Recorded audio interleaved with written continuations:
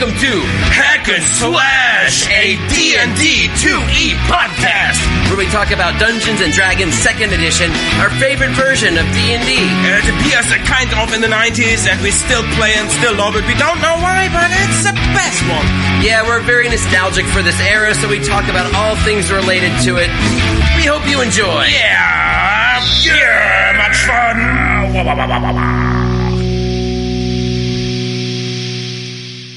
I feel sorry for the Earth's population, 'cause so few live in the USA.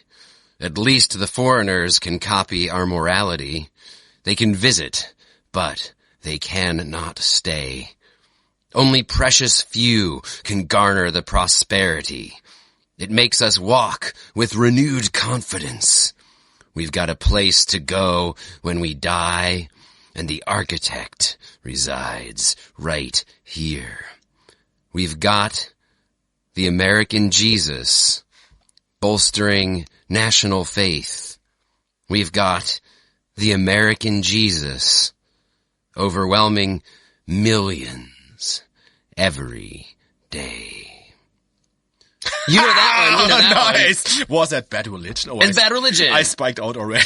I'm sorry. All right. But cool. That was Bad Religion, American Jesus, of course. Nice, dude. Yeah. Nice quote. I like it. Bad that was Religion. a spontaneous little quote, kind of. So, and I love it. It's cool. Yeah, because I didn't prepare a quote this week. But, welcome to Hack and Slash episode 7. Welcome to episode 7, It's Hack a and holiday Slash. season. Yeah, it's our Christmas episode, I guess, even though we've launched this at the last Friday of each month, and this will be out after I hope Christmas. you guys had a cool Christmas, have a cool New Year, and had cool holiday maybe right now. Enjoy. Yeah. Enjoy the winter times. I hope your Christmas wherever didn't you are. suck. Maybe you are in Australia and you don't even have a winter time, but we have Christmas tree in front of us, so that's beautiful. Yeah, and I picked the song, our intro recital of song lyrics. I always like to have a 90s song. So, I again, spontaneously, like right before we did this, you're like, what lyrics you got today? I'm like, oh shit, I got nothing. So I thought maybe I'd do Streetlight Manifesto, with We Will All Fall Together. And then I thought maybe we'll do B-52, but then I realized... or B-52, see, the thing is so awesome. B-52 is B-52s roam around the world. I love it. But it's from the 80s. I think. Whatever. Yeah, no, it's also... I don't know. Is it from the 90s? I'm not sure, but B-52 we played on our wedding day. Oh, shit, so dude. Beautiful. I don't even know. That might be from the 90s, though. I think it's from the 80s, though. I don't care. I want to do, but it's our Christmas episode. I want to do Bad Religion. Yeah. And that is technically a Christmas song because it's on Bad Religion's Christmas album. Yeah. Do you know they have a Christmas album? No, I didn't know. They fucking have a Christmas album, dude. But that's so funny because I was like, listening to what you wrote there, what you say there, and I was like, that has nothing really to do with our, like, episode because we do a Christmas episode, but it's more about, like, other things, like we want to talk about, like, traveling around and maps and blah, blah, blah. Yeah. So, spoiler alert. So that's our It's new not episode. a spoiler. They're listening to the fucking show. Ah, yeah, sure. Spoiler alert for this old show. Spoiler, yeah, if you're going to listen any further to what we're saying right now. Maybe you're going to recognize that already. Oh, I spiked out again. What's going on here? I don't know. Whatever. Tech man will fix it. Yeah. Thank you, Tech Man. And, don't kiss his ass overly much like we did last time. Felix. And, it's not Felix, it's Michael. Yeah, I kissed Felix' ass the last time you so did. much, like Felix. Look, dude, I have something I gotta tell you, man. I've been just waiting to tell you this. Oh no, please not on the podcast, please. On the podcast, yeah, it's really important, man. It's really important. I'm ashamed already. Yeah, the thing is, man, so for you guys listen to our podcast. But please, before you say anything worse or something wrong to me, I have something for you. If you say something now what could be like any kind of like mean to me. It's not mean. Okay. It's just I have to tell you a hard truth, dude. Okay, because if I don't give you I don't care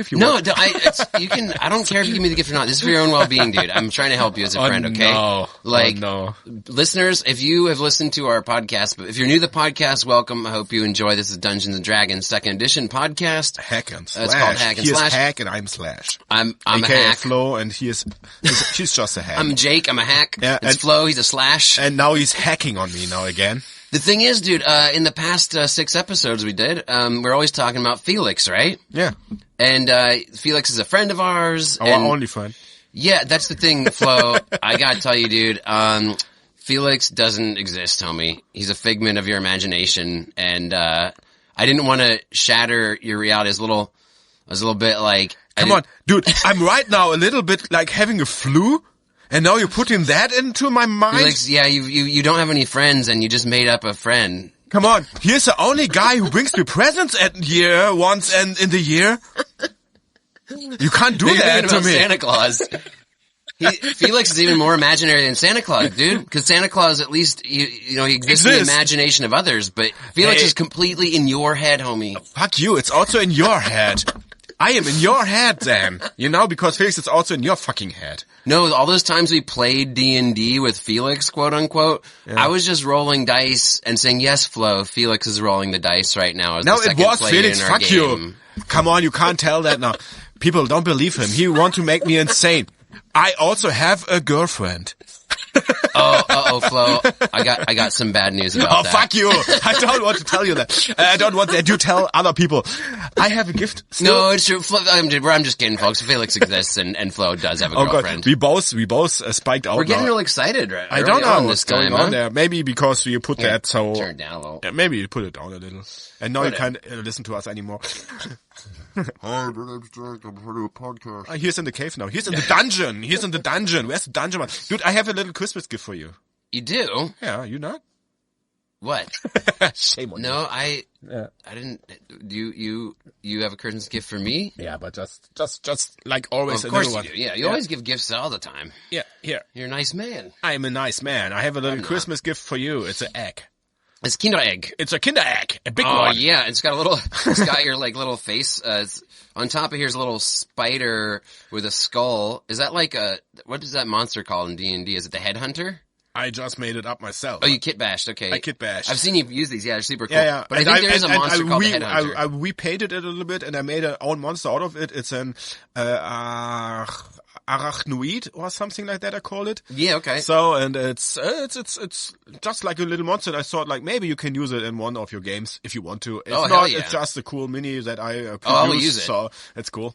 So, dude, this is a badass. And it has also like a little bit snow on his base. So I thought like, yeah, cool. I just painted it up yesterday. It's like, yeah, I do love the Halloween Christmas combo stuff. I mean, Nightmare Before Christmas, one of my favorite movies. Yeah. Tim Burton. Love that shit. Out. So cool. But the Kinder Egg, so for you guys who don't know what a Kinder Egg is, it's a giant Kinder Egg you gave me too. It's a big old fucking Kinder Egg. Of course. We are giant. You got fucking big Kinder Eggs. You have a big egg now. You have big ball. Big huevos, muchacho. This is Kinderüberraschung. Kinderüberraschung. It's funny because Kinder Eggs are German and they're like chocolate eggs with a toy inside, but they're not legal in the U.S. because they're seen as unsafe for children. Did you know that? I just know that in German it's like always like don't give it to children like under 3 years or so. You know, like you have to be like at least 3 years or so because you can shrew. Yeah, you can swallow the fucking toys accidentally. Yeah. So that's the thing. But for some strange reason, any human being can adhere to that very easy, logical rule of how to deal with a Kinder Egg. Yeah. But Americans, for some reason, Yeah, strange, odd, I don't know. They're stupid. Is it because Americans are stupider, or it's because they're more sue happy? It's because they sue everybody for everything. So somebody's gonna fucking let their 3-year-old kid choke on this shit. It's like also like, oh yeah, the coffee by McDonald's is super hot, you know, like, oh yeah, I'm gonna sue you because you didn't wrote it down there. I think the coffee and McDonald's thing is like the classic, it's the poster child of like, what's wrong with Americans and their sue happy culture. Like, which, it is stupid as fuck. But you still have these Kinder things there. No, huh? that's what I'm telling you. We don't have these. Okay, but you have the brand mark Kinder in the US because Kinder also produce other chocolate. Oh, okay. So I think you have that still, you know? I think, I'm not sure. I was never in the US. So. I don't know either, but we definitely do not have Kinder Eggs in the US, dude. Now you have a big one. Take care of it. I'm gonna take it home and feed it to a 3-year-old child. It's just one, but whatever. Nice. Yeah. Yeah, but so, like, when people come, I've had friends who come visit Germany and like, you know, when you go to a foreign country and you want to bring back something that you don't have in your own country, there's been a few times where people bring back Kinder eggs because they're like, this is so cool and it's special because we don't have it here. Oh, yeah. And it's also that insanity, the mental insanity of America where the Sue Happy, whatever stupidity bullshit. Even cooler that I give you that. So yeah, it's awesome. Enjoy. Maybe you will open it later and gonna share with the people. I will. Cool, because I want the chocolate. You want the chocolate? But I get the goddamn toy. You gave it to me. It depends on the toy. Depends on the toy. What if it's another? Wouldn't it be crazy with another spider skull? That would be so crazy. Then I'd feel like I'm getting fucked with. Yeah. This toy is not real, like Felix. This whole thing is just a fucking dream, dude. Imagination of your fucking LSD trip. Felix exists, guys. Felix exists. I was just fucking around. Maybe Felix can tell us by himself that he exists, but if I don't know. he Does anybody exist really? That's a thing that only maybe Satan can tell us. The topic of today's episode is maps. You didn't realize already because of the line. Maybe you recognize already what's the topic today, but yeah, it's maps. Yeah, and traveling around the world. We were like, how do we tie this into the holiday season as theme of this episode? And we're like, dude, yeah, people traveling and people using maps to travel, and part of the fantasy world lifestyle, part of the D&D thing is maps, you know? Yeah. So we thought about like fits totally to the holiday season because people are traveling in holiday seasons with maps. Yes. Or Google Maps, but it's maps. So whether you're flying to some place or you're just trying to run around an airport figuring out where your goddamn terminal is, you're following maps, you know, like, and try to get home anyhow. So, a little shout out to the last episode because I think the last episode rocked. It was totally cool. I had a lot of fun last time. It was one of the best ones, I think. And Theo Kane was there, and he also gives a shout out to us. He wasn't there, Flo. That's truly in your imagination. He was not present for this. For me, he was there, you know, like. I think he's always there for you. And buddy. I make this promise that I will tell him thank you for a shout out to us in our I'd say Insta. that too, man. You know, thank you to Theo Kane for sure for giving us a shout Bill out. making stuff also, and that's it. Mm-hmm. So cool. Thanks, guys. Yeah, and also Luck Armina, dude, for the Satanism book that we talked about. Totally, yeah. Totally badass. Yeah. Super author. cool. Yeah, super cool. Super cool book, super cool author, super cool Insta page also, like she's traveling around Japan. I like it. Yeah, and I really love that this podcast is a nice platform for us to kind of discuss what other people are doing getting in this world of, also, you know, like, and now it starts to get in contact also with other, like, YouTubers or Insta people, you know, like, and I like that, you know, it starts a little bit and slowly to get in contact with other producers and other content creators. So I like that. Yeah, that's one thing I love about, I do talk a lot of shit about the digital age and the horrors it has wrought upon our world, which are plenty. Oh, my first burp. Oh yeah, that's a non-digital horror. But I also there's pros and cons to the technology. One thing I love about it is that we do get to connect with people who have our same interests a lot more easily over the around whole the world. It's you so know, cool. like without like traveling and using maps. We don't need no fucking maps. So fuck you, map. Did you ever use the navigation device that was around for like 3 years or something? It was old school. You just bought it for a car, and like it was before smartphones. Yeah. It was like 2010-ish. Like these. And it was like a navigator. You put it on your dashboard and you plug in the thing. TomTom? It was Google Maps, but before Google Maps. Yeah, you know? is it like a TomTom or something I like don't know. that? You know? But I remember using that. It was so crazy. Like, this is crazy technology. Google Maps still so often sucks and put you like into like dead ends of a street or something. You know, I remember like traveling around like Morocco, like in the north of Africa. They traveled to Morocco, cool dude. Yeah, and trying to drive a car there and going up a hill. Wow. And then Google Maps said, yeah, there's a road. And the road stops like in nowhere. And we was like, fuck, okay, it's like a storm outside. We want to travel to our hotel, but here's no road, and we don't have an off-road car. Thank you, Google Maps. I just picture you looking at your phone frantically, plugging shit into Google Maps as your car is driving off a cliff. You're just in free fall, like, what the fuck? What the fuck? Damn you, Google Maps. But to really go inside of these, like, a rabbit hole of maps and map using and creating maybe also like on D&D. I had I wrote down a little question for you. You have a question for me? I have a question for you. I don't even have to read it from The answer is green is my favorite color. Green is not a creative color, you know that. You're always making that reference, dude. And I know that it's from Don't Hug Me, I'm Scared, but I feel like most other people don't. Yeah, fuck you, people. It's not going to get us more listeners if you tell people to fuck themselves, dude. I think it's fun to fuck myself. Well, okay, whatever. Just what is your question? My question is, I have to read it because it's a complicated question, really complicated. So I have to read it from my note.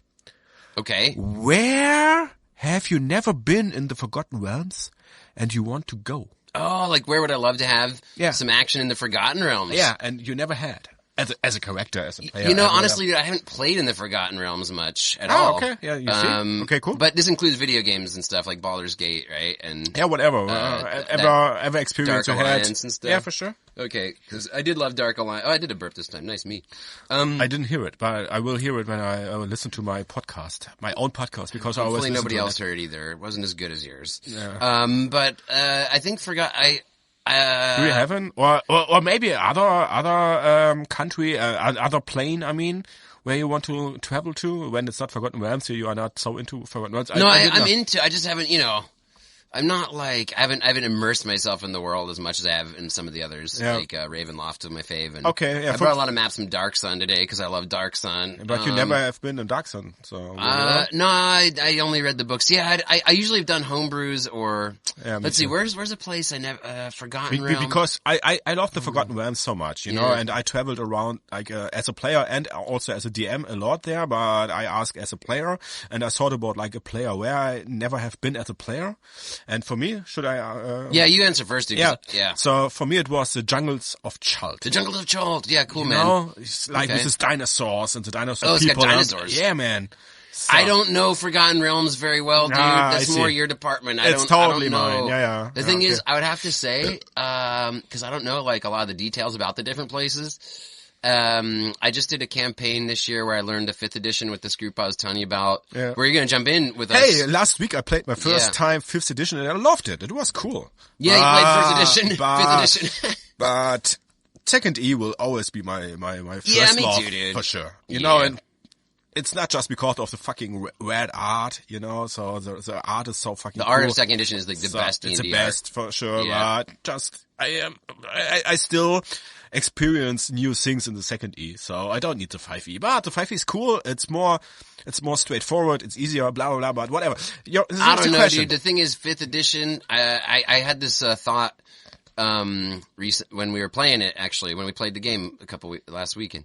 And it was the thought was that like today when you were Friday. when you were a kid playing with Lego in the 80s, playing with Legos, you had a set of instructions and you could build a thing, build the model. But the pieces were like so much more interchangeable that you could use your imagination to create something with pieces you would just get from like one or two kits or something. And if you bought like the spaceship and the space station, you could build the spaceship and the space station. But with those pieces, you could build like a fucking dinosaur or something, you know? Yeah. And today it's not today like that. Legos are just like so fucking they boring. dumbed the living shit down out of them. I don't know how Lego these days works, if it's really like so it kind of got bought by Hollywood and dumbed down. Okay. And so you have just to build like from the structure, from the construction page, and you can't build anything else. No, from what I understand, you still can build stuff. Yeah, because of your own imagination, but it's just not as easy. It's not. Yeah. You have to work at using your own imagination a little more with it, and you don't get the pieces you need to use your imagination unless you buy like quite a few more kits. The pieces are a little more like just for that thing. Okay. And that's kind of what I think about a comparison of 5e to 2e. In 5th edition, it's sort of like the kit's there for you. You plug this stuff in. You do the character build thing where you're like, oh, I'm going to, when you get to 3rd level, you can go to one of 3 paths. Yeah. But dude, it's like a tree, but the tree is built already, like, and you have to follow the roots and then like the branches and blah, blah, blah. In 2nd edition, you don't, when you get to 3rd level, you're not building, you're not going out of 1-3 options. What you're doing is, you're just saying, this is like completely up to my imagination about which option I'm doing. There were some abilities I can learn, and then when you're a spellcaster, you can learn new spells, blah, blah, blah, or you can learn some new abilities of using weapons, but that's it. Yeah. Yes, and the rest is like, just like, I got XP, so I got experience, and my character grew up. So he's getting better and cooler and whatever. Yeah, true. It's a template. Yeah. It's the template system. So like in 5e, the template is a lot stronger. Yeah. And I think for people that don't like necessarily use their imaginations as much or don't want to or just want to like jump in and have a character with all this crazy shit. What I mean was it's easier, you know? Yeah. So it's easier. It's actually more accessible for a broader group of people. Yeah. Which is probably partially why it's become so successful because the game designers, Wizards of the Coast figured out like that's how you do it. But it's 2E, dude. I just love that you just are like, there's a million proficiencies. There's not just like the dozen or whatever you have in 5e that everybody gets. You choose which one you want, and then you are like, you really specify. Yeah, I know how to swim. I am a swimming person. Like you know, I know how to ride a horse. You don't really, you know. Like, nobody knows. Yeah, so I mean everybody knows, but if you know it, you also can fight on top of the horseback. You know, like with two-handed, free, without leading the horse. And if you have the horseback riding proficiency, then you're like, I am the only one who can really, like, if I'm trying to shoot an arrow off horseback, I can do this, but nobody else can. Whereas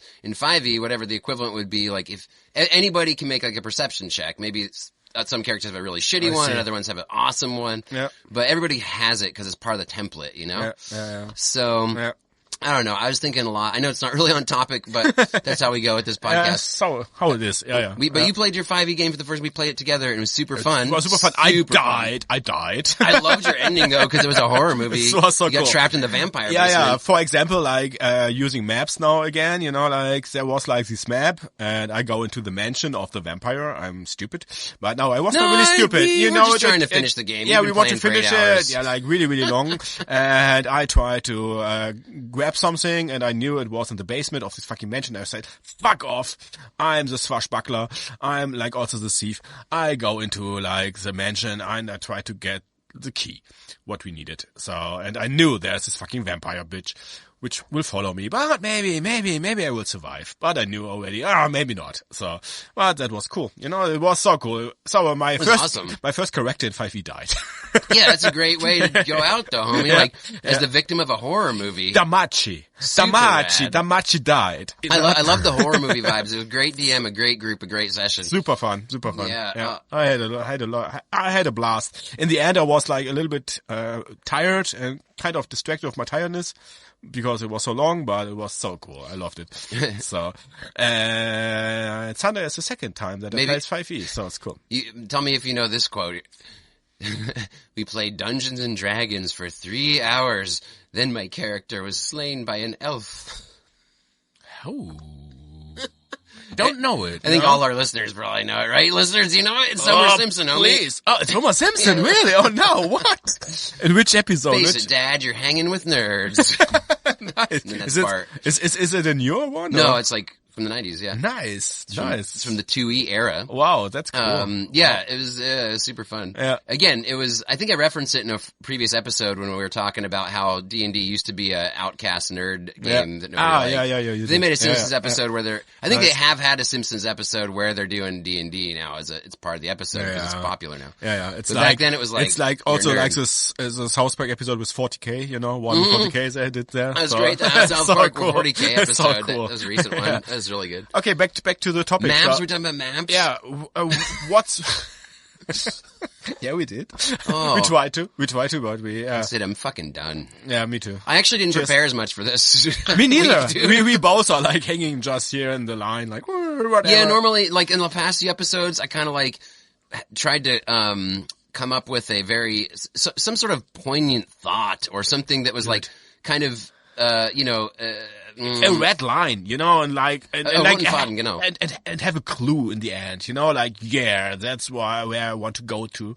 But, something interesting, something revelatory. No stress. We are in the holiday season. Today it's in the holiday season. And I am again a little bit sick, so whatever. You're totally sick, bro. I'm so sick. I'm sick.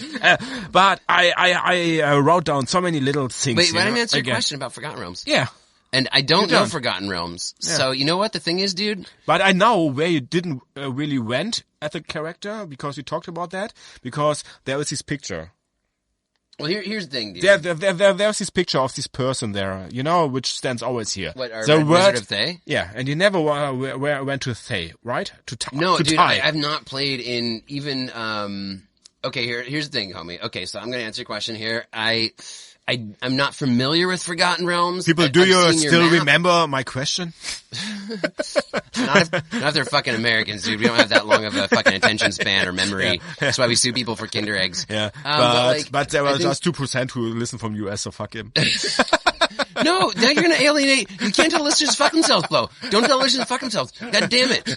Punk rock. He didn't mean it. Americans, come to me. Listen to my podcast. They're all imagination. America's imagination. In your brain, like Felix. They're not existing. Dude, whatever. We got the American Jesus. Fuck! Damn it, you weren't. Okay. Aha! Callbacks. You beat me. I don't know Forgotten Realms super good. But there's a fucking map in front I see of the your map, face. I just don't know what the places are like. Oh, fuck, man. So here's the thing. Yeah. Have you been in Baldur's Gate? That's my answer. Oh, Because here's sorry. the thing. I'm playing Baldur's Gate 3 right now. Yes. But I'm at the part of the game, like, right before I'm going to Baldur's Gate. So I'm, like, really excited, because the next time I play, I think I'm gonna get there. And then also, when we play our next 5e session on Sunday, the action there is gonna take place in Baldur's Gate. Yes. And I've never played in Baldur's Gate before. But I'm playing Baldur's Gate game. I'm about to go to Baldur's Gate, and I'm excited. And then we're gonna play our 5e Yeah, super cool. thing Yeah, on Sunday, and that's play one of Baldur's the Gate. famous things, Yeah. right now, like Baldur's Gate. I don't know if I have ever been in Baldur's Gate. So this is... As a DM, yeah, but as a player, I don't know. But that's I interesting. mean, as a player in Baldur's Gate 2, on the video Oh, game. you played the game? Okay. Yeah. Then that counts. I'm counting that games, counts. because that's that's most what of you my said. Forgotten Realms experience is video games. Yeah. But you never played Baldur's Gate 2? No. Ah, okay, I see. I missed that one, Yeah. I think the D&D game I played, like, a long time ago is, like, this Apple computer game from the early 90s where it was, like, total old school. But I think it was Dragonlance. Yeah, it was Dragonlance. Nice. Dragonlance. It was like, it was a cool. computer game. It was like, really... Nice. You went underwater and stuff. But, Baldur's Gate, it doesn't have anything to do with the actual world or the map or like the jungles of Chult, what you said, because you know the area and it's cool, but you never went there. For me, it's more like, the hype that has been built around Baldur's Gate. Yeah. And I'm like so excited that, I get to the titular location of this game that is the hottest, biggest D&D game right now. Yes. And probably ever. And then, also, we're gonna play it on tabletop, in 2 days. Oh, I hope I can make it because I feel so sick a little bit. I hope I can do it, but I want to. And we all play green skins. Green is not a creative color. Nobody gets the "Don't Hug Me, I'm Scared" references, Flo. Please say it again. Don't hug me, I'm scared. Reference. Green is not a creative color. So we all play green skins. That's super fun. And but I wanted to say, because of Baldur's Gate, in my time when I grew up with D&D in the 90s, the favorite, or what I imagined as the favorite place to be in the Forgotten Realms was always deep water. You know? Waterdeep. Waterdeep. Ah, yeah, Waterdeep. What's it called in... Tiefwasser. Oh, so yeah, Tiefwasser, that's right. it's the same, you know, like, like Tiefwasser. Tiefwasser. German. Yeah, completely. Tiefwasser. Tiefwasser. So, because it's one of the biggest, if not the biggest city in the Forgotten Realms. Yeah. So, and I played a lot there, or I also like DM'd a lot there in Deep Water, Waterdeep. So, and I really love this city. So, that was always for me in the 90s, you know, like Waterdeep. Okay. But, the jungle of Schult, or Schult? I don't know. How do you pronounce it? I've only ever seen it written down. CHULT. Yeah, just call it what you want. I don't know. Yeah, Schuld. The jungles of Schuld, dude. The Schuld. It's like Meat Schuld. It's deine Schuld. Ist das meine Schuld? Yeah, it's deine Schuld. It's your It's jungle. den Dschungel It's der your Schuld. fucking jungle. So, yeah, but I always wanted to go as a player there, you know, like as a DM, I already had a campaign in my mind, but I never really DM'd it there, but as a player also, like riding a dinosaur or something like that, you know, so cool. Actually, you know what? No. Maybe I have to scrap my answer because I just realized that Mezzobaranzan is in there, and that would be rad. Oh, honestly. yeah. Yeah. That's Barazza I went. Yeah, I would. I think Super because I cool. read the Drizzt books and People, if you don't know Enzo Baranzan, it's Yeah. your fucking own fault. das ist dein Schuld. It's deine Schuld. Schuld? Nobody knows. Yeah, but Menzoberranzan is Drizzt-Do'Urden's old hometown. And Drizzt-Do'Urden, if you don't know Drizzt-Do'Urden, I don't have to speak anymore. You know, like, fuck it. It's second E. Yeah, but And we've also already discussed 5e, him a lot yeah, in yeah, other yeah, podcasts. yeah, so. He's a character of the Forgotten Realms and it's his homeland, and Yeah, and it's Menzoberranzan is Elf City. Underdark. Yeah, super cool. It's super so cool. rad. Yeah, it's so rad. It But would be you cool to have don't really camped in want to there. go there as if you're not from the Underdark and if you're not a Drow elf or an illicit or something like that, you don't want to go to Menzoberranzan because No, you would just get killed immediately. it's like a whole place to go, you know, like the Yes. Spider Queen lolds and blah blah blah. But that's why it'd be fun to play as a campaign with a creative DM who Yes. has your characters involved there somehow. yeah, That'd be like super some fun. slaves or something like I that. don't think I ever even fought a Drider, honestly. The Drider is Whoa, I love the like a Driders. centaur, but with a spider body and Yeah. a dark elf torso. Yeah. And I never even like fought one in D&D, but they're cool I as thought, fuck. super cool, super cool. Well, I mean, Just, in the video games I did, but not in tabletop. I bought today this cool mini of these demon. I don't know why I say that now, but yeah, whatever. Dude, I also had like these thinking about like maps, you know, like in creating maps. I brought here like my first map, which I ever painted myself, you know, when I was like a teenager, like these old dungeon maps. Yeah, and it's there cool. were so many different ways of creating maps, you know. You can like use the printed ones, which you had like in modules or in books, like city maps, which I had here also like from Society. Society is a really big city, and Cormyr and Forgotten Realms. Or you can use like little battle maps in map books already, you know, like in the 21st century you have like these battle map books, or like a classic whiteboard where you can paint on, you know? Yeah, So or what that- I do, the parchment, you know? Yeah. That's like it's like a whiteboard, but it's not as lame. Yeah, true. It looks cooler. Yeah, and normally you have these squares, you know, like what I have there, like these squares. Yeah, and the But- parchment has the squares on it. Yeah, but it's like a whiteboard you dry erase. But cooler looks like these hexagons. So Yeah, it's hexes, that's a thing, you know, like to measurement also, the Yeah. hexagon thing. So, Well, hexes are badass because then in 2e rules, you know, and I think in 5e too, there's like the different positions around the hex. So the way your character is facing, like there's 6 positions they can be attacked from. Ah, true. And Yeah, then like yeah. if it's their back, the attacker gets +1. Ah, or makes sense. The way that you can raise your shield against an attack is you can only go to the frontal directions, and Oh, yeah. there's a lot of gameplay dynamics that you can do with hexes. never thought about the hexagon about this way, because GW Games Workshop, I put out now, and I show Jake right now here. It's a hexagon. It's a hexagon tile, and like some games from Games Workshop, like some adventure games or Warhammer Quest games, they called, using hexagons as map tiles. So and you can use like I have here right now like a staircase. Oh, staircase is it's a staircase. A circle, as a spiral staircase. Yeah, looks like, thanks. Yeah, and then you could put like on all of these 6 sides other one, you know, like a hallway or a room or whatever, like, and then you create a dungeon. So, and there are so many different ways, you know, you can paint your own, you can use like printed ones, you can, what I love to do is like 3D maps, you know, you know me, that that I love to create a real 3D map with like maybe a painted map and then like real trees on it, like modular It's a trees. model. It's like a model, It's yeah. like a model, you know, like Nice fucking model. oh, sweet model. No, that's a little 90s reference from Beetlejuice, yeah. Oh, No, nice. actually, Beetlejuice is 1989. That's 90s. That's an 80s movie. The 80s movie. It's gonna have a sequel soon. he Sure. goes, nice fucking model. And he grabs his dick. Honk, honk. Really? I didn't remember. I have to watch Beetlejuice again. Yeah, dude, because So cool. in that movie, the dude makes models. It kind of reminds me of you. Nice. Like, he I makes didn't models in remember his that. attic. He makes Nice, nice. That was my me, kind first of. exposure of what this hobby of model building, Nice. as you do in your D&D games. Yeah. You get these little, but that's, dude, that's why I love playing D&D with you as the DM though, because it's truly a unique experience. I've never met anybody else in my life who puts so much work into making one sesh, because of the art and the model building and stuff, you know what I mean? Like, Totally. it's a 3D gaming table that you make every time. Yeah. And you often do multiple, Maps.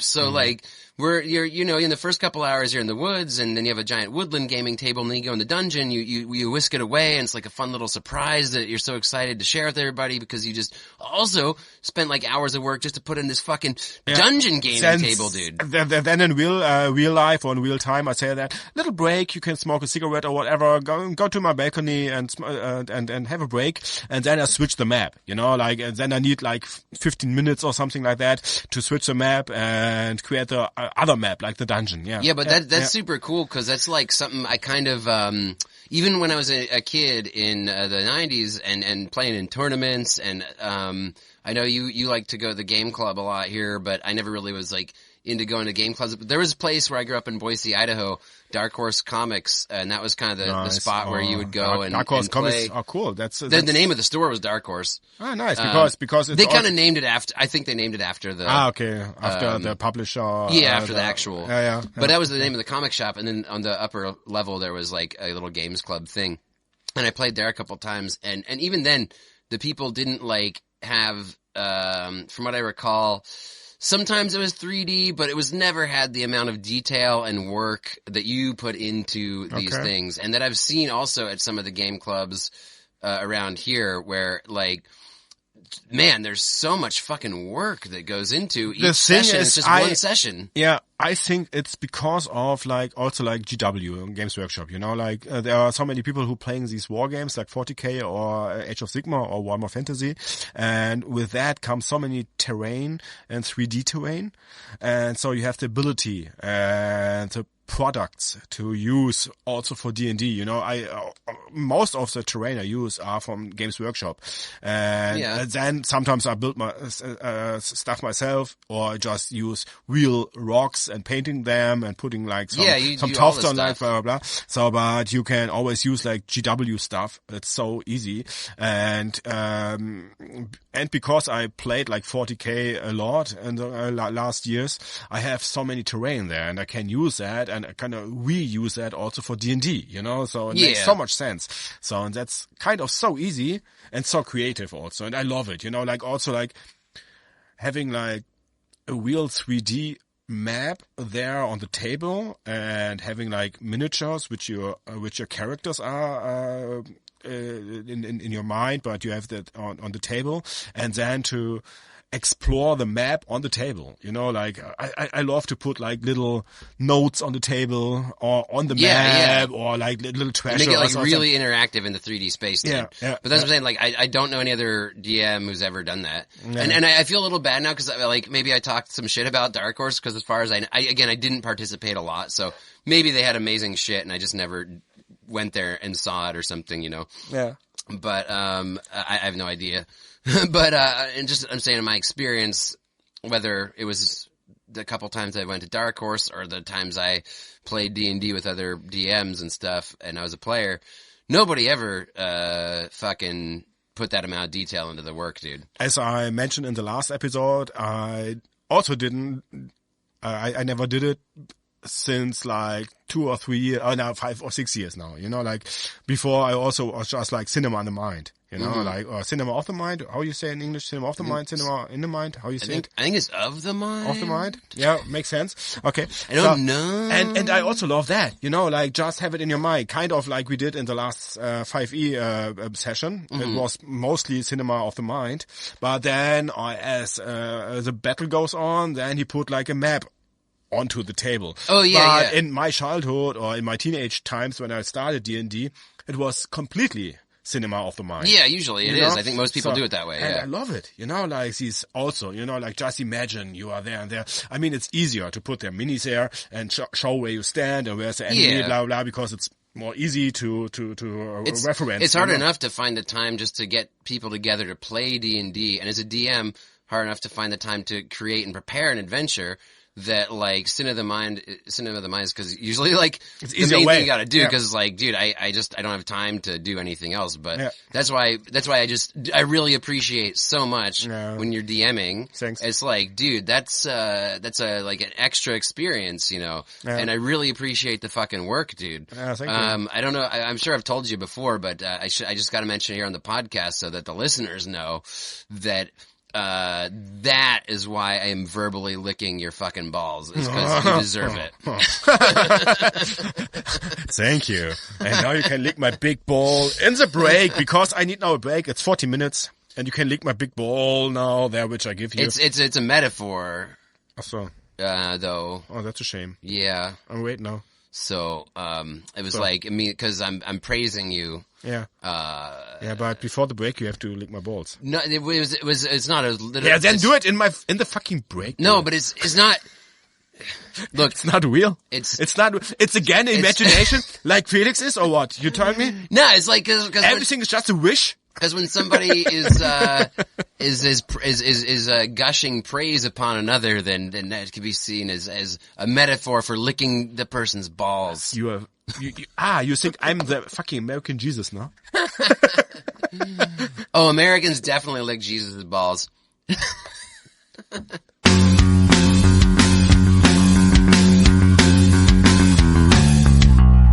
And we're back. Oh, we usually say it together, but you're still eating chips. You are too fast. I did that on purpose. I know. Now Press the record button while you're still eating chips. asshole. I have a treasure map in my. Oh, I have a map in my mouth. Well, that's our German word of the day. Because Yeah. after the break, we do German words. Yeah. We already did Waterdeep. That was cool. It's Tiefwasser. But let's do the official one. The official German word of the day, I thought, is related to maps, is going to be treasure map. Yeah. The word treasure map in German. Yeah. Treasure map is in German Schatzkarte. Schatzkarte. Schatzkarte. Yeah, because I was thinking like, well, dude, the German word for map, let's just do that. But then I was like, it's kind of boring though. Yeah. It's Karte, which is like kind of probably etymologically related to the word card Yeah. in English. Yeah. And Karte, I'm like, yeah, I try to avoid doing words that are too similar in the two languages because then that's not as fun. Yeah, and But I then was Schatzkarte. Schatzkarte is super rad. I was like thinking about like a real kind of country in the fantasy world. It's funny to say. So, but I was like, Tarländer or what something. But then you came up with Schatzkarte, and that's so cool. Like treasure map. Treasure is like Schatz.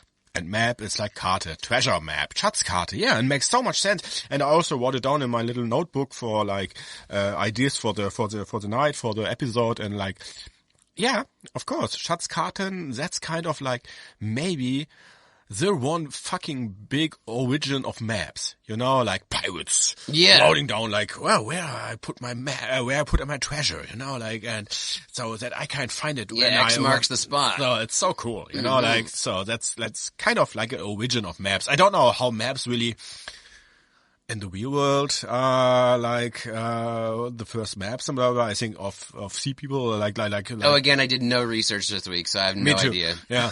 We are just in holiday mode. Yeah, just we are like- just for fun here. I so. just, I do want to ask you something though. I did have some ideas of what I wanted to speak about, and one of the things I'd love to speak about is because I love the maps of D&D and the fantasy worlds, and I want to speak about like just in the 90s when I was a kid, how I got into that and the influences and all that. Yeah. But first, I'm kind of curious, like, what is yours? You go first.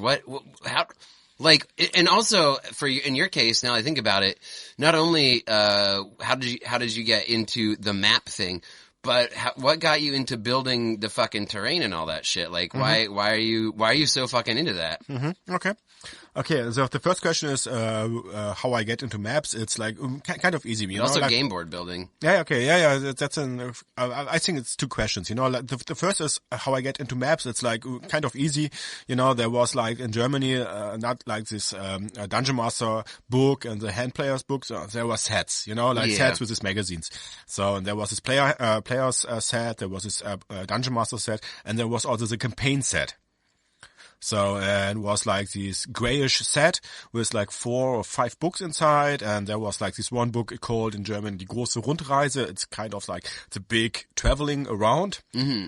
And there inside was these huge fucking maps, which you see here from Forgotten Maps. Well, check out our Instagram, folks, if you want to see some of the visuals about what we're talking about, by the way. Yeah. Such as the aforementioned skeleton spider creature, but also we got maps up in the business right here. And we've put out Flo's big old Forgotten Realms map. Yeah, and there were like inside of this companion set in German, there was like 2 maps, like this one, which you see here, like this whole Forgotten Realms Western civilization, and then there was like this close up of the Forgotten Realms, like the Herzlande, the Heartlands. You know, like where all these like Baldur's Gate, Dale Lands, Cormyr, and blah blah blah were. So, and with that campaign set, I got into maps. You know, I mean, I think I used like dungeon maps and so before because of modules, and also like I know how D&D works, and so I created maps for my own, like painted them and let people explore these. And how I get into 3D terrain maps was really because of Warhammer 40k. You know, that I recognized, or that I learned like 5 or 6 years ago. Can you play Warhammer 40k with Cinema of the Mind though? No. It's not possible. You have to have because you use I played it with you a couple of times, I guess. You have to use the fucking ruler and see if an obstacle is blocking your actual real world visual path. If there's a line of sight and blah blah blah, you always have to check. So it's a real tabletop. That's what they call it. You know? I see. It's a tabletop. So you play on the table with miniatures. You can't play it like just Cinema on the Mind. I mean, it's not true anymore because there is also a role play 40k. So fuck the system, homie. Like, it's true. It's true. Fuck the fucking system, bitch. Anytime a system gets built, there will be those who will rise up and destroy it and make it their own. Yeah, but I think 40k and also like Warhammer Fantasy or Age of Sigmar became a role play. Or maybe it was even before. No, it was not. It started as a miniature war game, but it started it from D&D, because of D&D, because the creators created miniatures for D&D. You know, like in Europe, like it's English people, and then they had the first shop in London, I think it was. Now it's in Nottingham. It's like the main by base. English you mean British, not English speaking. No, I mean British. Yeah, like I mean the I mean the island apes. That's racist. Oh, that's fuck, racist dude. as fuck. Yeah, Jesus Christ. Yeah, that's 90s. It's also we are homophobe again, but blah blah. Yeah, because of this sucking my balls. We mentioned on the break. We're like, maybe that sounded homophobic. I don't know. People, you know already, we are not PC. Fuck you. Yeah, we're NPC as fuck, dude. It's 90s. Woo! Yeah. We don't say it's crude. Yeah. We are just like we are. We are cool guys. You know that we lived before smartphones, so we lived in a world where you could say disrespectful things while having respect for people. We lived before Google Maps. I even use like really maps for traveling Flo, around. do you really think that the British people are island apes, Florian? Because you said it, so that must mean that that's actually what you think, because I don't understand irony because I live with a smartphone. I love apes. Apes are cool. It sounded very cruel and racist, and so I am offended. I'm going to write a bunch of words and paragraphs about that, put it on the internet, and murder your character. I love islands. I love apes. Is that enough, British guys? And to be fair, I mean, like, I think British people and Americans are fair game. Like, that's always punching up. So fuck come it. on, every fucking human sucks. Especially those goddamn British and Americans. Yeah, true. And Germans. Yeah, Germans are also pieces of shit. And fuck you off. So, that's it. And But that's it. Only those three countries, though. The rest of everyone's really great. especially Russia. Every other country. Oh god, dude, we got deleted so much and getting like killed. I don't know, maybe. Yeah, this episode will get us canceled. Yeah. Sorry YouTube, sorry Spotify. Yeah, what the fuck ever, fuck off. Yeah, fuck off. It's the 7th episode. Maybe we got deleted because it's a sacred number. I just hate all this PC shit. It's so funny much, that dude. it's today's the 7th episode in the December time. You know, like Jesus Christ and all that. 7 days and blah blah blah. 7th episode. It's What does Jesus have to do with 7 days? You think of God creating the earth. yeah. It's different. But Yeah. Jesus, God is the same for me. You know, like I'm Christian. No, he's like the son of the God. I think Yeah, like whatever. God raped Mary and then gave Jesus yeah, Mary's rape child. but you got We're like getting this. canceled for sure now. Cheers, dude. I love it. How we got in this direction now? I don't know, dude. We Steer it back. lost Sweet trace Jesus. because we don't have any maps. Yeah, it's running our map episodes, the episode where we like decide to go completely spontaneous. This is what happens. Holy shit. Yeah. Let's never do it again, Flo. Let's never do it again. Why not? It's so much fun. I love it. Because we're going to get canceled, so we can't. We will not get canceled. Come on. And if I don't know, dude. I think like,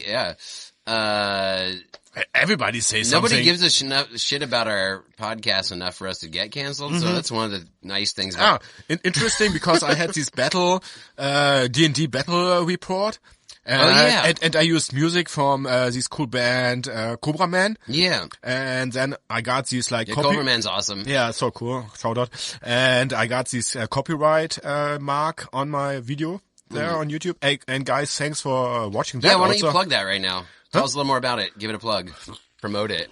Yeah. That was a horrible plug, dude. That was just a flop flop noise with your mouth. Worst plug I ever heard in my fucking life. You're so bad at it. Just follow me on YouTube. Chaos Creator is my name there, and I have really, really trashy bad webs there, battle reports, but are cool maps. Yeah, actually, it's a nice way to see, I think, what I was talking about, how like you, the work that you do to make 3D maps. In Yeah, the check first it out, dude. Flo's thing. in the first video of that 3 video part thing, there you can see how I create a map. So it's a kind of a basic thing, but a basic map. Not it's not so tall, but it's cool. So you can see there. In the second video, you can see how I paint a mini, and in the third, you can see a little battle report of D&D, like orcs fighting against like knights. So it's nice. Yeah, it's cool. Dude, it's cool, man. So. Yeah, check it out, please, guys. There you go. Then you can see a little bit more about like, some actual visuals of what we're talking about. The work Flo does, dude. It's really good shit. Thanks. Yeah. Cool. But tell me, tell me more about the, we got sidetracked with your racism. Again. But, where do you got, do you have anything else to say about that? Yeah, so it's 3D terrain using stuff. So I got into like 4 or 5, 6 years. So I got into 40K, and with 40K and playing 40K and miniature war games, you use always like real terrain, like real terrain models, like buildings. Nice fucking model. Oh, nice. Sorry, I just love Beetlejuice. It's one of my favorite movies. Damn it, I got sidetracked again. Oh God. What is this episode? So, there are buildings and like woods and blah, blah, blah, like models, which you use for terrain. And So basically you like took the Warhammer, formula and style and just like, dude, I'm just playing D&D like that. Yeah, and That's I can use it. I can use it for D&D. And then I saw like Critical Role or so, like Matthew Mercer, shout out, use also like for the battles. Like I would real suck his cool. dick in literally. Oh yeah, me too. Let's fantasize about that. No, stop. Don't. Just keep talking. Jesus Christ. Stop thinking about it. Okay, sorry. I was distracted shortly. So, and Maria Sheree's lucky lady. oh yeah, sure. And God, my Miss Away is also really not bad. Not from bad parents. They're a hot fucking power couple. I think Matthew Mercer is one hot ass fucking power. But also these other two couple there. This couple, I don't know the name. This big tall guy, not big, he's tall and muscular. This brown hair girl, they always play together. Also, they're also a couple. They're also super. I'm cool. not super familiar with Critical Role. Whatever. So, and Matthew Mercer also use maps. So, but kind of just for like battles. So, and so many people already use maps, and you can buy so many crazy like 3D. Like unfolding 3D books, you know, like these pop-up terrain books. Yeah. It's so nice, you know. And I also wrote down. I lost my book where I wrote down all this stuff. What a fucking loser. Yeah, it's crazy. I don't know. For that, and you can talk to. I'll tell. Let me tell you about my own. That was disgusting. That's a pretty good one. Well, that was. Horrible. But I want to talk about my own. Why I love maps, dude. Because I'm pretty excited about how I got into it. Honestly, do it. I'm very excited. I also wanted to like lick your balls, no? Oh no! Because the last time we played, I think it was the last time, or maybe the day or the session scared. before the last time, you put out a really crazy map which you are creating. Oh yeah, online or like digital and printed out like on like 2 meters. No, it was a meter and something. 1.2 meters by it was 120 centimeters by 80 centimeters. I don't know what that is in the imperial system. Again, whatever. Don't understand the American shit. This map is so beautiful, and you don't bring it today because it's so tall. I think. Yeah, so it was too big to bring to the studio here. Please make a picture of that. Oh, well, put it on Insta for sure, dude, because I'm so stoked about it. So beautiful. It's my homebrew world of Berlinia, and what I did. Yeah, okay, I'll go backwards with my story. I was going to tell you, you know, the beginning, and then this is the end because this is I was going to go into the future, which is the present. But this is sorry. I found in my book. Please hold what, your you thing. found the book? Yeah, I found the book. Jesus, this is fucking disjointed podcast, dude. I found my Bible. Okay, you found a good book. Yeah, Jesus read now out Tell of me the the Bible. stories of the Jesus creating the earth in 7 days. 10 full 3D dungeons. That's it. Yeah, no, that's the thing, you know, like 10 full 3D dungeons, you know. So there was like a company which had like a box, and inside of the box you have like different like environments, like a sewer, like a canal, sewer, sewers, or like a city, or like a jungle, and you could put out like out of the box different boxes, and that create a dungeon, and that's so cool, and that's called 10-fold 3D dungeons. That's so cool, you know, like that's cool, like man. a 21st century thing now, right now, you know, like you have like 10 different little boxes inside of one big box. And you put all the boxes, and that are different rooms. And you can put them how you want. Oh, yeah, plug them in. Yeah, okay. And that's the thing right now. You know, like people are playing D&D like with this 3D terrain. So that's really a common thing right now. But how I created it, like painting it by myself and using like real stones and blah, blah, blah, blah. So it's I don't know. For me, it's like meditative. Yeah. So it's like really like chill. Oh, art is like, I think all creative, that's the thing about being a creative person is like you get that state of flow. So no matter what it is you're doing, your name is Flo, and you get in the state of flow when you're doing the fucking map making. Yeah, that's it. Yeah. So, okay, sorry, but now, back to your map and creating your cool map. Well, here's the thing about that. I always wanted to do this kind of thing. And again, like, the back and forth of ragging on 21st technology and praising it. Yeah. Like, how smartphones have turned everyone into hate-filled racists and, nobody understands irony anymore. But on the other hand, now, I finally fucking am able to use a digital, tool to like make a badass map that I always wanted to make. It's so cool as fuck, so dude. Cool. As you put that out, it was like I know it was so badass. We played the game like and in the middle of the game, Jake told us, please clean up the table, put up all the minis, all the dice, blah blah blah. I need all the space. We was like, what? What's coming up next? And then he put out this fucking red map. You know, like it was like, what the fuck? All with hexagons on it. Yeah. Yeah, it's a hex map, yeah. So beautiful of Berlinia. The homebrew, my homebrew world of Berlinia. Yeah, it's so cool. This is why Jake, you really created such a cool world and had it in your mind, and you painted it with your hand. I know the hand painting map. It's also beautiful. Oh, well, I drew. Yeah, you drew. Yeah. You mentioned that earlier. You used the word paint instead of draw, but I'm not the kind of person to correct that sort of thing. Okay, yeah, whatever. Drawing is painting. painting. Yeah, okay, yeah, painting. Yeah. If I paint a map, I'd be a much more talented person. But I drew a map. Aquarelle painting. No, it was not. I painted with a pencil. With a pencil, he drew. She drew a map, and then now he created it like with an online tool, whatever. Yeah. Okay. So let me tell the full-on tale of this map because. I was inspired by the work you put into your games, and I was like, dude, I love it, because what you do is you do the surprises. You're like, here's a surprise, and you're like, oh, I made a fucking thing, a piece of art, and it's like a little fun, like, thing where you're launching some art, and you're like, everybody's gonna check out the art now, and we're like, holy fuck, Flo, you made some crazy art, this is crazy, we're fighting the skeleton with a fucking tattoo. Crazy shit, never seen that before. And then, like, you remember the cool hill?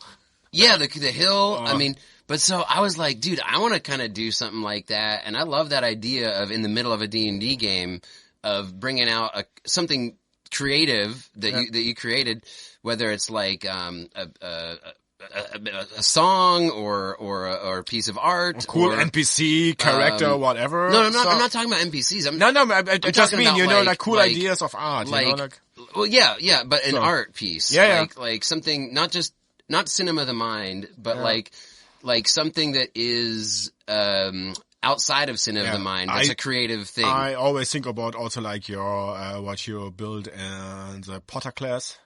Yeah, also in pottery. Me and my wife did some pottery classes a couple of years ago, and I made like a giant space turtle. And that's a fucking crazy map, also kind of. Yeah, like it's a 3D terrain. So but it's like a spaceship turtle. Because I'm not as artistically inclined with actual like art. Like I mean. Everything, whatever. Yeah, I know what you mean. Acting is art, but I'm talking about like whatever you call this, like painting, drawing, this that what sort we're of shit. doing here right now, it's art, kind of. Podcasting is an art, but you and I'm horrible at it. Me too. No, Me too. I always good at it? I don't know. I always interrupt what you're doing. Don't get critical about it. Let's just keep going with what I'm saying. But I'm getting better. Okay. Since we are more artists. Stop interrupting. No. Fuck you. No, fuck you. Suck my balls. Suck my dick. Hey, you don't even put out your Überraschungsei. We'll do it. Let's do it at the end. Okay, cool. Yeah, look, the map. Live. Yeah. I pulled out the map in my game because I wanted to do that similar thing what you do. Ah, okay. Where you create an art. Yeah. You create some art. Yeah. And when you're going to launch it to your friends and show them, is in the midst of this fucking badass tabletop RPG imagination experience. Yeah. And so I always wanted to make a cool map like this, and I found I just looked online and was beautiful. like I know the tools exist now. I mean, what is it? And I jumped online. I found Incarnate, and that's a fantasy map making software. And then I just was like, dude, I'm using this, and I'm gonna like make my map. But what I did with my homebrew campaign was, my homebrew campaign is the city of Berlinia, or the realm of Berlinia, which I just today found out is something that a new Berlin improv group is crazy. going he to told make. me before the episode. So folks, I'm just going to throw this out there. It's a fucking coincidence, I think. I don't know. We don't know. We don't know. Yeah, we don't know. It's not super creative just to take the city you're living in and then add the word Ia at the end. And it's true. Then that's the realm, it's kind of easy. Yeah. So it's kind of obvious. I'm thinking the dude who runs the improv group, that takes place in Berlinia is not the first one to make Berlinia, clearly, because I did it before him. And then I got thinking, someone I'm sure did that before me. Berlinia has existed before I made it too, because it's probably just somebody living in Berlin was like, I'm going to make up Berlinia as my homebrew campaign.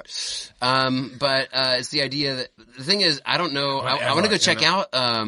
It's I give a shout out to him because it's fucking a badass Twitch show. Is Tales Held Dear. And I think that that's a little German play on words too, because the word held in German is hero. Yeah. Or the word hero in German is held. So that's reverse right. that Yeah. translation. Yeah. But so they do Hell's Held Deer, and now they're going to start a live improv show about it, but it's going to be set in Berlinia. But I already had made up the realm of Berlinia 2.5 years ago for our homebrew campaign. Right. And what I did is I wanted to set in the future in a post-apocalyptic Earth in the city of where the city of Berlin used to be, because we both live in Berlin, and it's cool, it's fun. And so what I did is I went to National Geographic. I Googled National Geographic maps of what the world will look like after the sea levels rise from ice melt. Creative. It's so fucking And creative. I looked, like, it's so cool ideas. So yeah, it was super fun cool. to look at the map of what the real world Earth, where Berlin will be after sea level rise. And I thought, like, okay, 4,000 years in the future, where will Berlin be? What will the map of the world look like, and where would former Berlin be on it? And then not so much Berlin left. Yeah, no, it's surrounded by water. Yeah, we're all murdering the planet, and it's gonna be horrible. Yeah. But maybe even faster than 2040. No, yeah, I don't know. What is? And my campaign takes place 4,000 years in the future. Yeah. So. And I was looking for a cool homebrew campaign map, and I was so happy National Geographic had done the work. So to explain to people, we are not playing a sci-fi campaign. It's a total fantasy D&D second E campaign in Jake's world. So, and like 4,000 years in future, everything set back to kind of medieval, you know? So, but there was still like, we can find like, ancient, robot things, but we didn't, know that, or we don't know as characters that's robots. We think that's magic things. And there are elves and dragons and blah, blah. There are no dwarves. Dwarves are just on the moon. Yeah, there's dwarves on the moon. It's a fucking cool heavy metal or heavy metal fake 2 campaign world, and I'm so digging into it, and it's so fucking inspiring and creative and just an art piece. And then you put out the map, and the map is just like this Forgotten Realms map what I have here, you know, like so colorful and blah blah blah. So it looks like just a fantasy role-playing it's map. like a regular old, you wouldn't know if you just saw the map, you wouldn't without context, it would just look like this Forgotten Realms map. Totally. But when you have the context, or if you know Berlin, blah blah blah, then you recognize like, there's Alexanderplatz, you know.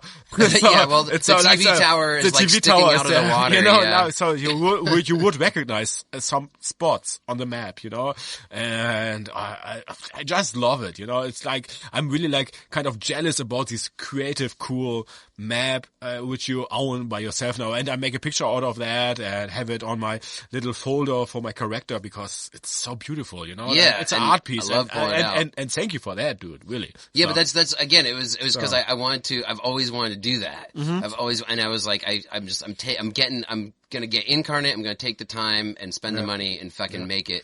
But it was a strange thing to take. How much was that? Sorry, I don't. Incarnate's a monthly subscription, but you, you have to. I'm not here to promote Incarnate. If anything, I want to just talk shit about it. It's too much money. It's capitalist bullshit. Yeah. Fuck it. I'm not here to promote things. Patreon. Give us some money. Give us money. For Patreon. Give us money, though. Yeah, that we can create. I'm very more. confused now, Flo. Sorry. About money.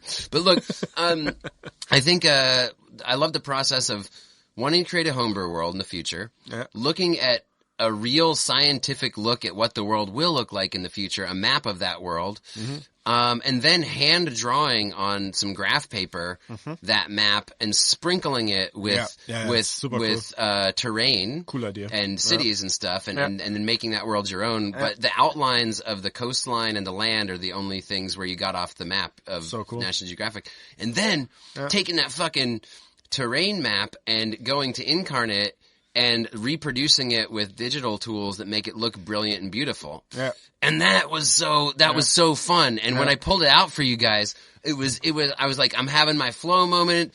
I'm the DM now in this game. And I don't know, I'm not like good at painting minis and stuff and making the 3D map. Whatever. For the game board. But I'm like, I fucking finally got to fucking pull out a badass map of my fantasy world, you know? Honestly, so sometimes I just thinking about game nights we had, and sometimes it's also like distracting when I recreate like the map on the table. You know, like, hey, you have to make a break now because I have to build now the map. No, I don't know. People need breaks when you're playing a fucking 8-hour game of D&D. But from my imaginary friend Felix, I got like this Jake Flo. Maybe sometimes it's too much, you know. So and he loved my maps, and people love my maps, of course, because they are beautiful, and I know that. Blah, blah, blah. A lot of work anyway. So, yeah, for sure. But I also love just like this flat map, you know, what you created there, and have this cinema of the mind thing, you know, like I love it, you know, it's so beautiful, and it's so creative. The map I made is a hex crawl map, so we're doing a hex crawl. It's like you find the gems that are scattered around the world thing to save the world, and then you can actually. I love the hex crawl idea. It's a cool idea, and so that's why I'm like, I'm gonna use this map to make a fucking hex crawl thing, and then once the party gets to a certain hexagon on the map, then we zoom in and I pull that off, and then we have the parchment underneath, and we do. Yeah. But here's where my love of that came from, dude. This is what I really want to get down to, is like taking it back to the 90s and growing up with D&D, and like why I'm doing this now, why I'm so passionate about it enough to even be taking the time to do things like that, is because I felt a little bad because like last episode I talked like a little bit of shit about my dad and sports fans, which I'm like, okay, oh no, like you know, I love my dad, and I have a lot of friends who are sports fans too, and I didn't want to like necessarily be dogging on fuck you soccer guys. Soccer hooligans are the worst. Again, no, there were also good hooligans. There were also like left political hooligans, but yeah. Hooligans are good boys. One thing's for sure. Ska's been stricken on their face. Sorry, I should save my 90s rock lyrics. I don't know that. That's a bonus 90s rock lyrics to Rancid. Rancid? Okay. Oh, Rancid. Hooligans are good boys. Yeah, one thing's for sure. Ska's been stricken. I'll save it for the beginning of the show. I'm sorry. Nice. But look, my dad also, he's not just a guy who got angry at sports on TV, as mentioned in the last episode. He also was a good dad. And he, when I was a little kid, showed me maps. Yeah. And particularly like there was this atlas we had, and he showed me maps of the U.S., and each state was like a different color, and I have just very vivid memories. We grew up, on the East Coast, and we moved to Idaho. When I was 7, and I never remember where you came from. On the map. I'm getting to that part. So complicated. You don't know. I know. Yeah. The U.S. is. How does that work? Yeah. But like, Idaho on the map, where when I was a little kid on the East Coast, it was green. But it's Idaho again. Idaho's not a creative color. Yeah, but Idaho. No, I did the reference. Yeah, but Idaho. You told me like with a WhatsApp that you never have been to Idaho. No, dude, you're so fucking dumb. Yeah, Jesus sorry. Christ, it's Illinois. Oh fuck! Now I'm not dumb. I'm just. I just have like. Okay, so memories. Memories. Look at it. Listen, Illinois, Iowa, Ohio, and Idaho are 4 different states. They all sound so similar. Jesus Christ! I'm just like my memory, dude. Now try and imagine you're just learning German. Everything's like just that similar. Yeah. Except it's not just states. It's like words. Yeah. Look, like just words. It's hard. It's hard. It's hard It's to learn. so huge, and it's so okay. But thanks. But look, it's but hard. Fuck you also. Hard to learn Yeah, no, I know. I'm fucked. I'm an asshole. Yeah. But like, look, when my dad showed me the fucking map of the U.S., it was then we played this game. And this is D&D related because it's a game that used a map. It was the game of the states, and it was like this trade game where it was so cool because it was like, oh, this atlas that me and my dad loved to look at. All of a sudden, it became a board game. Okay. So it was like a map of the U.S., but each state has these different resources, and then like Risk. You have to trade. No, it was about trade. It wasn't war. It was like it was like a trading game, and you had to like take the potatoes from Idaho and move them to Things that- Iowa for corn that- and then trade the corn and the That's potatoes. like a fantasy role-playing game of the US. Because US people never did that things. They just made war. It's a fantasy. It's a fantasy that it's just trade. That's all it is. There's nothing else for going sure. on here. No slaves here. We trade with slaves. Well, okay, here to my point on this also, and I have to I was thinking maybe we want to talk about it, but we already took all the pictures of our diorama, and I feel like if people look at our Instagram pictures, I better explain why I have a map of the U.S. right here, American Indian but it's tribes. American Indian tribes. Oh yeah, it's super And interesting. it's because this is the only map because you said, dude, the U.S. is I don't get the geography of it. It's too confusing and complex and big. For me, which yeah. I It's get. like German. Nah, but dude. Or European maybe. People from the U.S. Are notoriously bad at finding places on the map. So okay. don't worry. I was dogging you on a little bit there, but just go to YouTube and plug in. I had something to back to re-humble myself. Just go into YouTube and watch interviews of Americans trying to find things on maps. Nice. Okay. Yeah. They're dumb as fuck. Just where Coca-Cola companies They are. don't know Yeah. anything. Like 1 out of 11 people can't find Iraq on the map. Was the stat? But during the honestly, Iraq I War. really want that you once show me the U.S. map and show me where you But grew I up. did. Look. Here's the thing. So I have this. The only map I have of the U.S. at my house is what I have here. This American Indian tribes map. But that will not help me. Well, it's got the states. That's the thing is it's got the states both? in outline. Okay. So it's got the states, but it's also got all the Native American tribes that lived in the areas of these states. I see. And this is why I have this map because it shows.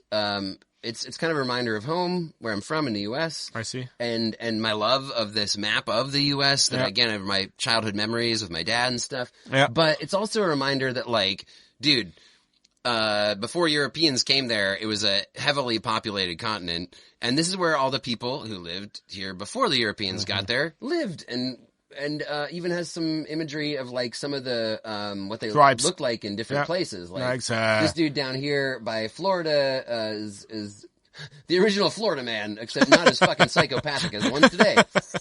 He's got the fucking red, you know.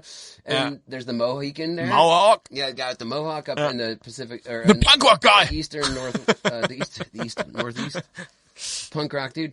And like, I love this map. It's beautiful. But, It's a beautiful. but then right before I came here, literally like 10 minutes before I left to come to the podcast tonight, I showed my wife. I was like, yeah, I want to bring this to show Flo and stuff because I don't have any other maps of the U.S. And she's like, yeah, we do have maps of the U.S., dude. Like, check it out. And she has this atlas here.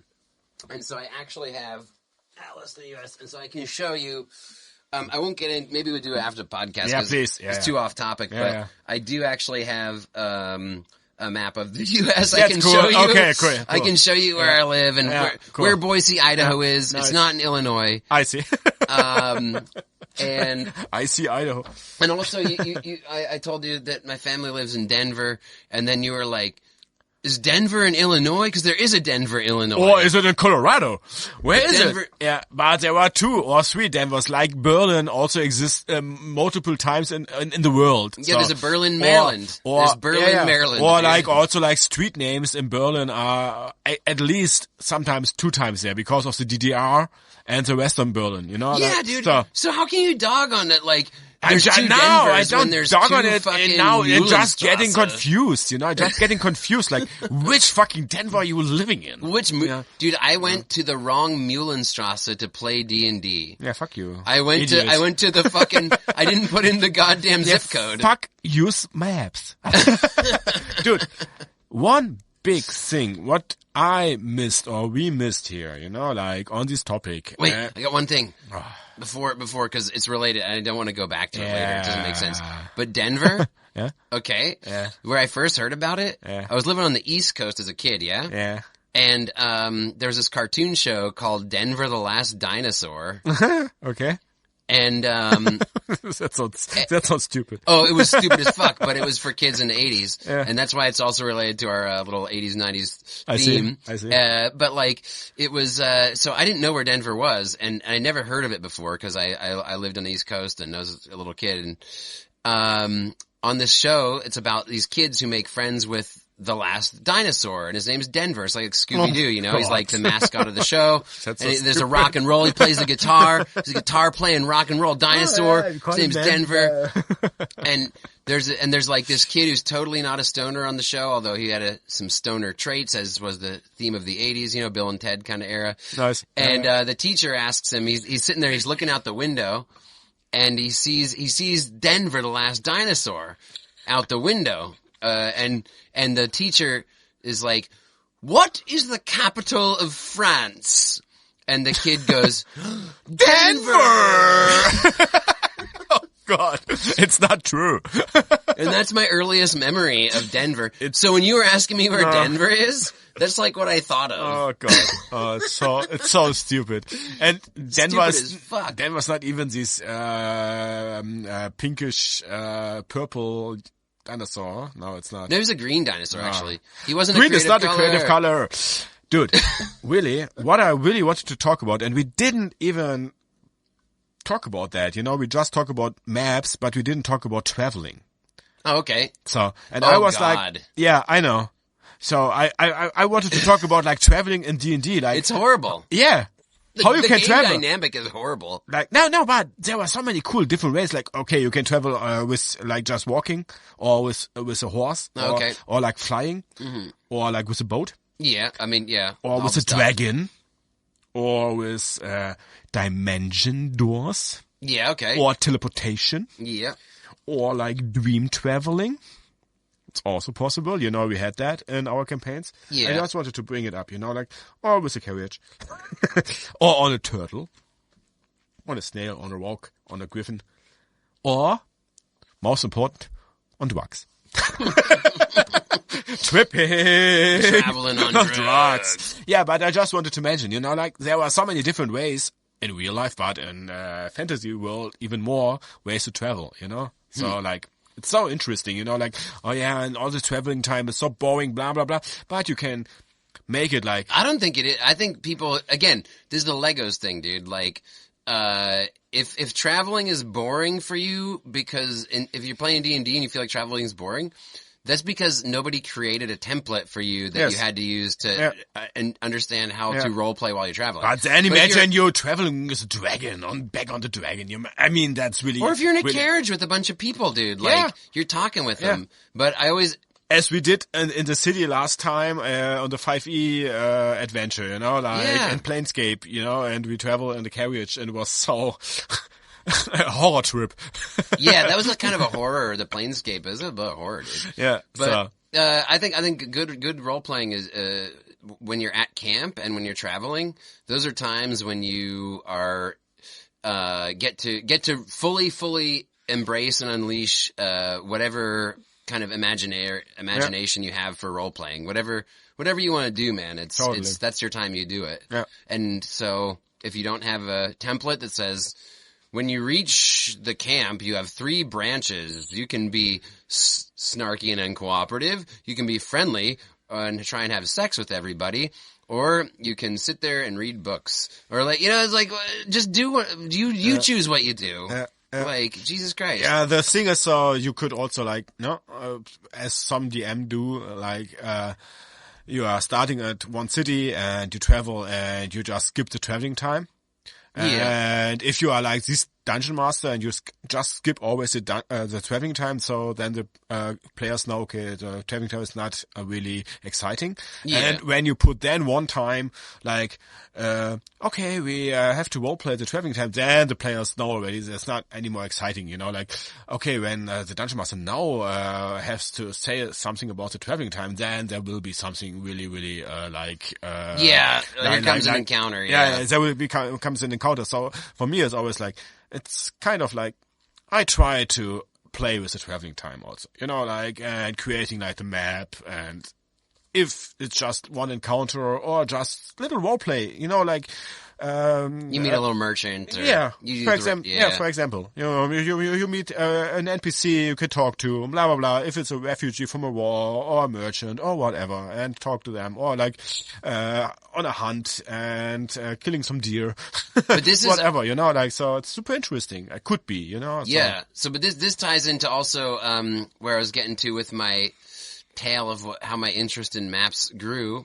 Again, when I was a little kid, we lived on the East Coast, and then we moved to Idaho. Yeah. And then in school there, we had this project when I was in the 7th grade, and it was a map making project. Mm-hmm. And I remember how fun that was because I loved the game Legend of Zelda 2. Oh, nice. Do you play that? I don't even. I'm not a regular control video the gamer. Yeah, but I know Zelda and I love Zelda. Well, Legend of Zelda 2, it was so cool, man. Original Nintendo game, and it was it was definitely like the game designers were full on like D&D influence, for sure. I know. And unlike the first Legend of Zelda, where it was like little squares, it was a lot more like this. Like, whatever. The listeners can't see it, but I'm pointing to squares. You guys. I'm pointing to squares for Flo. Yeah. And you move from square to square, and it was like a grid, but it was like each thing had monsters in it. So you go here as monsters and blah blah. Yeah. But like then they expanded that on the sequel. And you would go over overland terrain, and each one was peppered with either woods or desert or grassland or whatever. And as you walked along, unless you were on the path was like the safe part. But if you went into the terrain, you had all of a sudden wandering monster encounters, and these little blobby monsters would appear, and they would be moving around, and you might hit one if your gaming agility wasn't good enough. Kind of like this open map. Yeah, it was the first open. Yeah, it was like an open world map thing. Yeah. But it was directed. I mean, it wasn't like today's open world maps. There was constrained because it was the Nintendo. But like it was the fucking 90s, or maybe 80s. It was the 80s. That's what we are now. And I think it was the 90s. I think Legend of Zelda 2 was 80s, dude. No, I don't know. I don't know. The first one was 86, and I want to say the second one was like 89. I'm pretty sure it was 88 or 89. Makes sense. Yeah, makes sense. Yeah. First one 86 for sure, though. Yeah. And but I loved those maps. I loved that so much. And in the 7th grade project, I made this giant continent that was shaped. That you had to make a continent, and that was like the thing. And I made a giant continent shaped like a fish, and I just drew. I spent hours drawing like all the different terrain, like as you do when you're making a fantasy map, and doing like trees here. And I'd also read The Hobbit recently at this point, as I mentioned on this podcast before, like my favorite book, and very influenced by it. And I love that map in The Hobbit, just really cool. Like it looks like a super old school treasure map. Totally. And, totally. Also like Middle Earth, looks so beautiful. Yeah. And he peppered that with like, there was a swamp here and forest there. Yeah. And, I remember I spent like such a long time doing this continent. Schatzkarte treasure. Yeah, the Schatzkarte. and some people in this class were like, dude, like you put more work into this, thing than was necessary. That's crazy. Like you're actually enjoying this shit at school. Jesus Christ, what the fuck is wrong with you? Nice. Yeah. And I'm like, yeah, I love it. I love making this map. It's so fun. It's like the Legend of Zelda 2, except it's art. Yeah. You're making art that is like this game. That's what creating maps are. Like always when I creating a map, like if it's in 3D or like just on 2D on paper, I always think about, or after I created it, I think, hey, that's an art piece. And if you, as you put it out, your fucking big map, it was like, fuck man, that's a great art piece. And that's always like when I put out maps, even if it's just real world maps, I think always like, how beautiful. I have on my toilet, next to me, on the left wall, it's our dryer, it's our left wall. Kind of, there's a washing machine, then the dryer, and then on the left. When you say on my toilet, it sounds like you have something on your toilet. Okay, when I'm sitting on my toilet in the bathroom. in the bathroom, there is like this. It's a weird English word because why do you take a shit in the bathroom? It doesn't make sense. Anyway. Yeah. Whatever. When I sit on my toilet and look on my left side, there is like the map of the world. And it's always like an art piece, you know, like. Oh, you got a world map. Like, yeah, cool. Yeah, you have an so Atlas world map. So it's so beautiful. And always Yeah. when I sit on my toilet, I could look at the map on the world, and I like every day do, you know, like, oh, where I can travel and what areas I want to visit, blah, blah, blah. It's so beautiful, you know, and when you create your own worlds, it's so fucking great. Dude. Yeah, but so you're saying also I see you got people. We're gonna wrap it up here anyway. Yeah. I think. Yeah. But look, I think what you're saying here is that like the world map, the idea of the world map in all its different incarnations, its ways, shapes, and forms, like it's what inspires fantasy maps. Totally. Basically, Yeah, totally. because Yeah. whenever people are trying to depict something in reality, which is always vital for whatever, for people to move on, to survive, to advance, blah, blah, blah, humanity. There's always like this reflection in the world of creativity. Totally. Where, whether you're kind of trying to create a Roman sculpture of a goddess, which is supposedly like the ideal of what a human looks like, or you're living in 2023 and you're painting a mini and like making a fucking cool, crazy mini with some art and trying to create something out of your own head and your imagination. You always in the have something 3D real world. in your mind, you know, like real colors, like maybe an ocean creature, and I want to recreate like this color what I saw on the creation on the creature there. You know, it's the same with maps. For sure. when You know, you're- like You see, drawing a landscape and drawing like a continent or whatever. Yeah, for sure. It's yeah, always and like, you see the map of the world, and then like the people who made Forgotten Realms, like again referencing the map you have hanging up here, your badass Forgotten Realms map.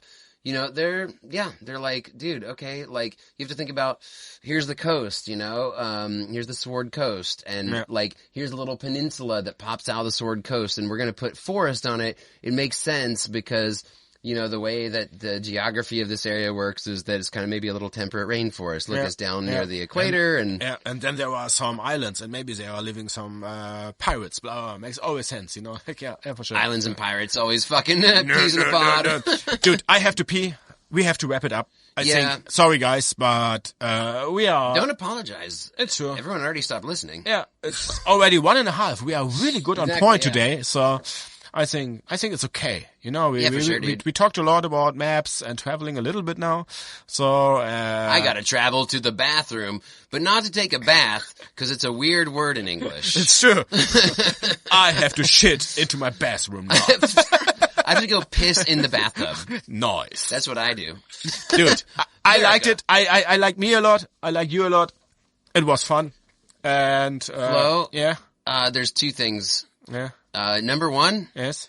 Pee. I'm sorry. No, just I know you have to pee, but like this is very. I don't want to ruin the momentum we have here. So first thing, dude. Felix is real.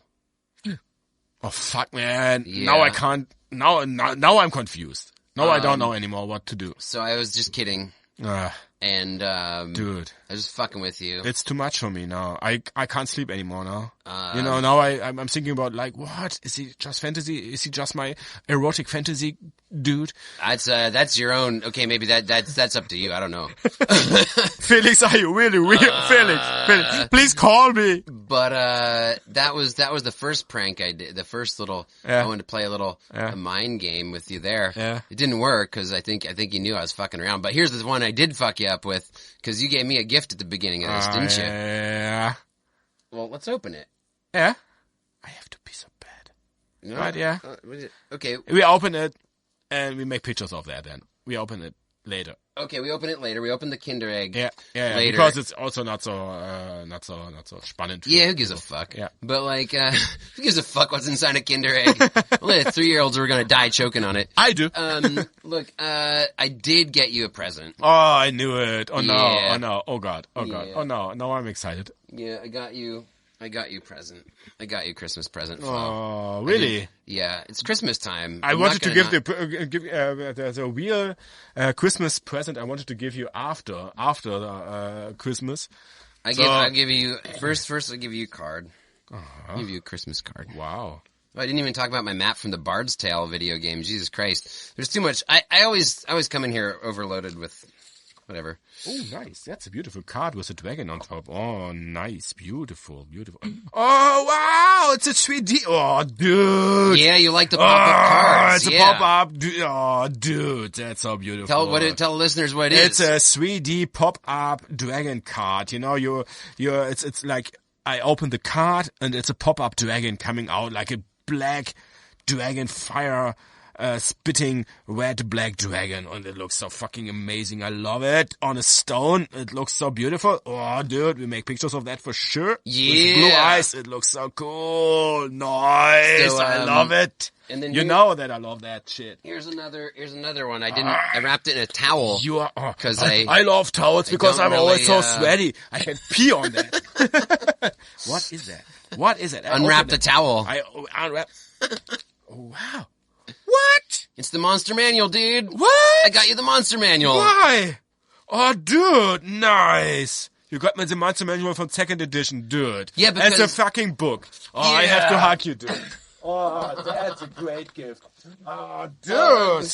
I mean, I have the monster set, you know, and we talked about that a lot, that there are not all the monsters included. Yeah, in Germany, the Monster Manual got released in like 6 different packets. There's like the undead packet. Even this winged snake is not inside of that. And there's some monsters. And they were not in color, you know. Oh, dude. Yeah, so you in Germany, they got released separately. They're all in black and white. There's not color pictures, and some of the monsters have been omitted. And you're just constantly being like, I'd show you the Tanari, for example. And you're like, I never saw the Tanari before. The Saratan, you know. I never saw the Saratan, you know. And Yuan Ti is not inside, you know. Fuck it. Yeah, so now it's the original AD&D 2nd edition Monster Manual. Nice. Merry Christmas. Thank you a lot, dude. Oh, that's it. That's it for today. I can't handle it anymore. Now I have to pee so much because of luck.